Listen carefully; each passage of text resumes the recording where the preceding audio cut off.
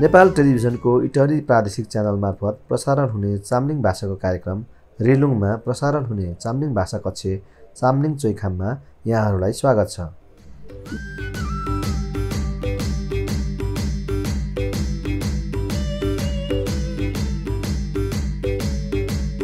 दर्शकवृन्द, भाषा कक्षाको पहिलो दिन आज हामी दुईजना बीच भेटघाट हुँदा चाम्लिङ भाषामा परिचय आदान प्रदान कसरी गर्ने भन्ने बारे चर्चा गर्नेछौँ। चाम्लिङ भाषामा अभिवादन वा नमस्कार भन्दा हौवा वा स्यामुना भनिन्छ। सामान्यतः हौवालाई आदरार्थी र स्यामुनालाई समानार्थी शब्दको रूपमा बुझिन्छ, तर हाल हौवा शब्द सबैतिर आम रूपमा प्रचलित छ।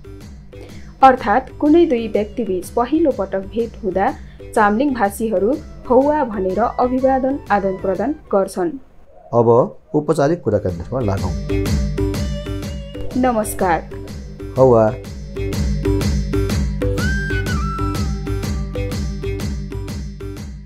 तपाईको नाम के हो? खैमनुङ देथल।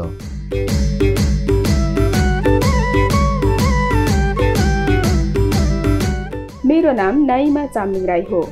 आँगानुङ नाइमा चाम्लिङ राई। यहाँ बुझ्नुपर्ने कुरा, चाम्लिङ भाषामा मेरो नाम नाइमा चाम्लिङ राई हो भन्दा हो भन्ने शब्द लुप्त हुन्छ। तपाईको घर कहाँ हो? खैमोखिम खोडा। यहाँ पनि तपाईको घर कहाँ हो भन्दा हो शब्द हराउँछ।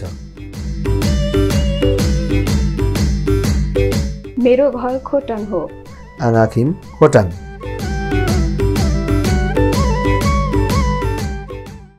दर्शकवृन्द, यहाँ फेरि एकपटक बुझौँ त। आज हामीले मुख्यतः यी शब्दहरू सिक्यौँ। नमस्कार। हौवा। नाम नुङ। तपाईको खैमो। मेरो आँगा। घर खिम। यसलाई फेरि एकपटक सुनौँ त। नमस्कार। हौवा। नाम नुङ। तपाईको खैमो। मेरो आँगा। घर खिम। लौ त दर्शकवृन्द, आजलाई भाषा कक्षको पहिलो दिन 5 वटा शब्दहरूका साथ तपाईँहरूसँग बिदा माग्छौँ। धन्यवाद।